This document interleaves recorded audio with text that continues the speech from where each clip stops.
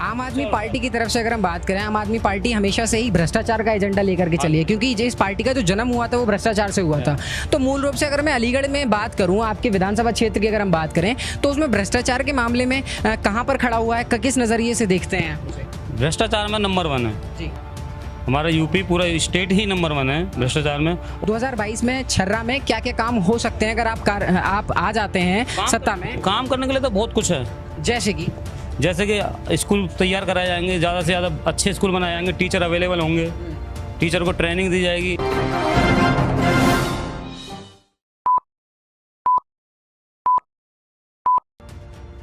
नमस्कार, मेरा नाम है उत्कर्ष गुप्ता और आप मेरे साथ देख रहे हैं क्राइम वीक न्यूज़। साक्षात्कार के इस खास एपिसोड में एक नई शख्सियत से बातचीत करवाने वाला हूं। जानने की कोशिश करेंगे कि आम आदमी पार्टी की तरफ से ये जो प्रत्याशी हैं, ये क्या कुछ बदलाव करने की उम्मीद से 74 विधानसभा क्षेत्र, अलीगढ़ विधानसभा क्षेत्र छर्रा में उतरने वाले हैं, क्योंकि आम आदमी पार्टी की तरफ से इन्हें टिकट दिया गया है। और क्या कुछ बदलाव इनके शासनकाल में देखने को मिल सकते हैं, जानने की कोशिश करेंगे, क्योंकि आम आदमी पार्टी भी एक उभरता चेहरा है, उभरती पार्टी है जो इस समय नजर आ रही है। क्योंकि हम कह सकते हैं कि उत्तराखंड की राजनीति रही हो, चाहे वो दिल्ली की राजनीति रही हो, तमाम जो अटकलें हैं वो लगातार उत्तर प्रदेश में भी बनती हुई दिखाई दे रही हैं, क्योंकि आम आदमी पार्टी की दावेदारी इस बार भी कम नहीं है। लगातार 3 जो सूची हैं वो आम आदमी पार्टी की तरफ से जारी कर दी गई हैं। इसी कड़ी में आज हम बात करने वाले हैं सुशील कुमार बघेल जी से, जिनसे हम जानेंगे कि 74 विधानसभा क्षेत्र में यदि ये जीत जाते हैं तो क्या कुछ बदलाव इनके क्षेत्र में होंगे। 74 विधानसभा क्षेत्र छर्रा के नाम से जानी जाती है, जो कि अलीगढ़ के अंतर्गत आती है। अगर हम इस सीट की बात करें तो इस सीट पर ज़्यादातर, अगर इस क्षेत्र की अगर हम बात करें तो इस क्षेत्र में ज़्यादातर जो हैं वो जाटव लोग हैं, और क्या कह सकते हैं ओबीसी पार्टी से सबसे ज़्यादा जो मतदाता हैं वो ओबीसी से हैं। और अगर हम बात करें कि क्या कहते हैं मुस्लिम वोट की अगर हम बात करें, ब्राह्मणों की अगर हम बात करें, ठाकुरों की अगर हम बात करें, तो उसका जो प्रभाव है वो भी सीट पर अच्छा खासा देखा जा सकता है। और अब तक 2012 से ये जो सीट है अस्तित्व में आई थी, और उसके बाद से ही लगातार यहाँ पर बघेल बिरादरी के ही विधायक ने लगातार यहाँ पर कार्यरत रहे हैं। इनसे जानने की कोशिश करेंगे। आपका बहुत बहुत स्वागत है सुशील कुमार बघेल जी, से आपका बहुत बहुत स्वागत है। मैं जानने की कोशिश करूंगा कि छर्रा विधानसभा क्षेत्र में पिछले 5 सालों में क्या कुछ काम हुए हैं और आपको क्या क्या कमियां नजर आती हैं? देखो, काम तो बिल्कुल जीरो हुआ है पिछले 5 सालों में जी। रोड टूटे हुई हैं, बिजली गायब है, गड्ढे हैं सब जगह सड़कों में, पोखर नहीं है कहीं पे भी, और बहुत सारी ऐसी चीज़ें हैं जो कुछ भी नहीं करा है, जीरो है, बिल्कुल जीरो। अच्छा, वर्तमान के जो विधायक हैं उन्होंने छर्रा विधानसभा क्षेत्र में कुछ भी काम नहीं किए? हाँ जी, रविंद्र पाल जी अभी इस समय विधायक हैं, जो कि भाजपा से हैं, और इनका कहना है कि उन्होंने बिल्कुल कोई भी काम नहीं किए हैं। अच्छा, छर्रा के लिए इस समय मूलभूत मुद्दे क्या रहेंगे? देखो, मूलभूत मुद्दे तो हमारे पार्टी के मैनिफेस्टो में हैं, वो पूरी यूपी में ही बुरा हाल है जी। जैसे स्कूल अच्छे करेंगे हम लोग, बिजली 24 घंटे देंगे और 300 यूनिट बिजली मुफ्त देंगे। अगर हम स्कूलों की बात करें तो वर्तमान में भी जो स्कूल हैं, क्योंकि शिक्षा का जो स्तर है वर्तमान के शासनकाल में सुधरा है, ऐसा हम मान सकते हैं। इस पर आपकी क्या राय है? बिल्कुल नहीं सुधरा है जी। यूपी में जो शिक्षा का स्तर है वो डाउन होता गया है जी। सबसे पीछे है यूपी। पिछले शासनकाल की अगर हम बात करें तो उसमें नकल बहुत चलती थी, इस तरह की हरकतें हुआ करती थी जो कि शर्मनाक हुआ करती थी, क्योंकि युवा कहीं ना कहीं इस बात से अभी भी कहते हैं कि सपा के कार्यकाल में जो है नकल और शिक्षा का स्तर बेहद खराब था, लेकिन आज जो सत्ता में सरकार है वो बहुत अच्छा काम कर रही है। नहीं, ये तो खैर जनता जानती है कि कितना काम हुआ है शिक्षा में। स्कूल बंद पड़े हैं, भैंसें बंद रही हैं स्कूलों में, टीचर गायब हैं स्कूलों से। अच्छा, तो बताइए कहाँ पे शिक्षा हुई है? 2022 में छर्रा में क्या क्या काम हो सकते हैं अगर आप आ जाते हैं सत्ता में? काम करने के लिए तो बहुत कुछ है, जैसे कि स्कूल तैयार कराए जाएंगे, ज़्यादा से ज़्यादा अच्छे स्कूल बनाए जाएंगे, टीचर अवेलेबल होंगे, टीचर को ट्रेनिंग दी जाएगी। छर्रा विधानसभा क्षेत्र में मेडिकल कॉलेज की जो है कमी है वो अभी तक नज़र आ रही है? नहीं, मेडिकल कॉलेज की कमी नज़र आ रही है, वो सब काम कराए जाएंगे। अच्छा। हाँ, वो हमारी पार्टी तो वैसे भी शिक्षा पे जोर ज़्यादा देती है। आम आदमी पार्टी की तरफ से अगर हम बात करें, आम आदमी पार्टी हमेशा से ही भ्रष्टाचार का एजेंडा लेकर के चली है, क्योंकि इस पार्टी का जो जन्म हुआ था वो भ्रष्टाचार से हुआ था। तो मूल रूप से अगर मैं अलीगढ़ में बात करूं, आपके विधानसभा क्षेत्र की अगर हम बात करें, तो उसमें भ्रष्टाचार के मामले में कहाँ पर खड़ा हुआ है, किस नज़रिए से देखते हैं? भ्रष्टाचार में नंबर 1 है जी। हमारा यूपी, पूरा स्टेट ही नंबर 1 है भ्रष्टाचार में, और ख़ासतौर से अलीगढ़। बिजली विभाग मान लो, कहीं पे भी कोई सा विभाग मान लो आप, सब भ्रष्टाचार से घिरे हुए हैं, लिप्त हैं सब। अच्छा, भ्रष्टाचार से लिप्त हैं। क्राइम के मामले में क्या कहना चाहेंगे? क्राइम तो आप जानते ही हो, क्राइम तो रोज़ सुन रहे हो, रोज़ न्यूज़पेपर उठा के देखिए तो उसमें 10 से 20 खबरें ऐसी आती हैं कि डेली हो रहा है क्राइम। अच्छा, 10 से 20 खबरें आप डेली बता रहे हैं, लेकिन अगर हम बात करें बीते 5 सालों का, तो कहीं ना कहीं आंकड़ा गिरता हुआ नजर आया। फिर वो कैसे? कैसे संभव है? कहाँ पे गिर रहा है आंकड़ा? आप तमाम रिपोर्ट अगर हम देखें, तमाम हम क्राइम रिकॉर्ड अगर हम देखें तो उसमें लगातार जो क्राइम रेट है वो लगातार गिरता हुआ नजर आ रहा है। महिलाएं आज के टाइम में अपने आप को सुरक्षित महसूस करती हैं, उसके बाद इतना बड़ा आरोप कैसे? सुरक्षित कहाँ पे महसूस करती हैं महिलाएं?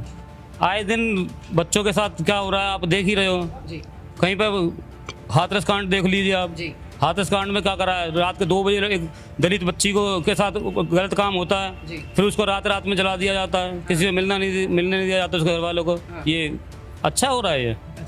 अच्छा, अब अगर हम बात करें सपा की और रालोद का जो गठबंधन हुआ था उसके बाद भी उनकी जो दावेदारी है वो लगातार 2022 के चुनावों के लिए तेज होती जा रही है। उनका भी मानना है कि इस बार हम सत्ता में वापस आएंगे और पूर्ण बहुमत की सरकार बनाने के लिए तैयार हैं। उस पर आपकी क्या कहना? मानना तो क्या सबका है, सब कह रहे हैं हमारी 304 सीटों में 403 सीटों में से सारी 450 हमारी आ रही हैं। 3 सीट किसके लिए छोड़ रहे हैं वो? अच्छा, आम आदमी पार्टी क्या मन बनाए हुए है इस समय? उत्तर प्रदेश में क्या कुछ बदलाव देखने को मिल सकते हैं? आम आदमी पार्टी अच्छा कर रही है, मेहनत कर रही है और हम अच्छा करेंगे, अच्छी सीट ला रहे हैं। अच्छा, एक बात बताइए, मैं जहाँ पे भी जाता हूँ आम आदमी पार्टी की अगर हम बातचीत करते हैं तो हमें यही सुनने को मिलता है कि हम दिल्ली मॉडल को ही जो है उत्तर प्रदेश में लेकर के उतरेंगे। क्या इसमें सच्चाई है? दिल्ली मॉडल बुरा है क्या? दिल्ली मॉडल की अगर मैं बात करूं तो 200 यूनिट तक 300 यूनिट तक फ्री देना और 1 किलोवाट के जितने भी मीटर हैं उन सबको फ्री कर देना, मुफ्त में बिजली देना और शिक्षा का स्तर बेहतर करना। तो उत्तर प्रदेश की जो जनसंख्या है वो कहीं ना कहीं बहुत ज़्यादा है और इतना बड़ा क्षेत्रफल में इतनी सारी सुविधाएं मुफ्त में दे पाना, क्या ये संभव हो पाएगा? आप सब लोग कह देते हैं कि जनसंख्या बहुत ज़्यादा है, तो जनसंख्या के साथ साथ बजट भी बहुत ज़्यादा है। दिल्ली का बजट 60,000 करोड़ का और यूपी का बजट 5,80,000 करोड़ का, तो बहुत अंतर है। बहुत कुछ हो सकता है, जैसे हमने दिल्ली में करके दिखाया वो यहाँ पे भी करके दिखाएंगे। केजरीवाल जी कहते हैं कि हम 25% शिक्षा का बजट बढ़ा देंगे। हाँ, ये सत्य है। हम सब कुछ का हिसाब लगा के बोलते हैं। अच्छा, हाँ, नाप तोल करके बोलते हैं, कोई हवाई फायर नहीं करते। अच्छा, एक बात बताइए, जो आज के टाइम में धर्म की राजनीति हो रही है, जातिवाद की राजनीति हो रही है, उस पर आपका क्या मानना है? ये तो खैर बीजेपी वाले करते रहते हैं, धर्म और जाति की राजनीति। हमारी पार्टी में हमारे लिए सबके वोट हैं जी।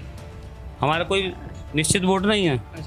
निश्चित वोट नहीं है? आप मतलब ऐसा नहीं मानते कि किसी एक समुदाय के वोट से ही बहुत ज़्यादा फर्क पड़ेगा आपके ऊपर या फिर वोट कट सकते हैं, इस तरीके की धारणा आपकी नहीं? नहीं, ऐसी कोई धारणा नहीं हमारे सब जगह वोट हैं। अच्छा, क्या लगता है अगर इस बार आम आदमी पार्टी सत्ता में नहीं आ पाती है, 2022 के चुनावों के बाद नतीजों में के बाद सरकार नहीं बना पाती है, तो अगली बार जब आम आदमी पार्टी उतरेगी तो क्या कुछ तैयारियों के बाद क्या कुछ परिवर्तन देखने को मिल सकता है? जनता को अच्छी शिक्षा चाहिए होगी, अच्छा स्वास्थ्य चाहिए होगा तो जरूर हमें लाएगी जी।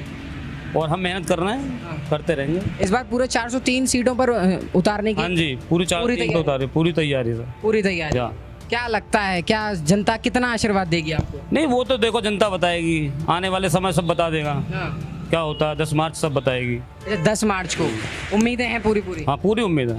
अच्छा, तो अभी आप सुशील कुमार बघेल जी को हमारे साथ सुन रहे थे साक्षात्कार के इस खास एपिसोड में। फिलहाल इतना ही, लेकिन कुल मिला के अगर मैं बात करूं, संक्षिप्त में अगर बताने की कोशिश करूं तो कहीं ना कहीं हम कह सकते हैं कि आम आदमी पार्टी के जितने भी प्रत्याशी हैं, जितने भी लोग हैं, जितने भी जुड़े हुए कार्यकर्ता हैं, उनका जो मनोबल है लगातार बढ़ता हुआ नजर आ रहा है और कहीं ना कहीं इनका भी मानना है कि एक बदलाव, एक पहल उत्तर प्रदेश में भी देखने को मिल सकती है, क्योंकि दिल्ली मॉडल को लगातार फॉलो करते हुए शिक्षा के स्तर को बेहतर करने की कोशिश की जाएगी। महिलाओं की सुरक्षा की अगर हम बात करें तो उसका भी स्तर बढ़ाया जाएगा, जैसा कि अरविंद केजरीवाल ने घोषणा की थी कि शिक्षा के बजट को 25% तक बढ़ा दिया जाएगा। अब देखने वाली बात यह होगी कि उत्तर प्रदेश की जनता कितना साथ देती है, कितना इनके साथ परिवर्तन की जाती है। लेकिन एक बात मैं यहाँ पे भी कहना चाहूँगा कि जब मैं ग्राउंड पर जाता हूँ, लोगों से बातचीत करने की कोशिश करता हूँ, तो कहीं ना कहीं हमें भी ये देखने को मिलता है, युवाओं से सुनने को मिलता है कि अगर वो सभी पार्टियों को छोड़ दें, जो अभी जो पार्टियाँ हैं, अगर मैं बड़ी बड़ी पार्टियों की बात करूँ, चाहे वो भाजपा रही हो, चाहे वो सपा रही हो, रालोद रही हो या बसपा रही हो, उनके अलावा अगर वो कोई एक विकल्प अगर देखती हैं तो कहीं ना कहीं आम आदमी पार्टी को चुना जाता है। युवाओं की तरफ से लगातार उनकी पसंद बनता जा रहा है। अब ये कह सकते हैं कि शिक्षा का जो स्तर लगातार बढ़ता हुआ नजर आ रहा है आम आदमी पार्टी के नेतृत्व में, वो कहीं ना कहीं युवाओं को अपनी ओर आकर्षित कर रहा है। कैमरा पर्सन रूपेश बघेल के साथ उत्कर्ष गुप्ता, क्राइम वीक न्यूज, धन्यवाद। अलीगढ़।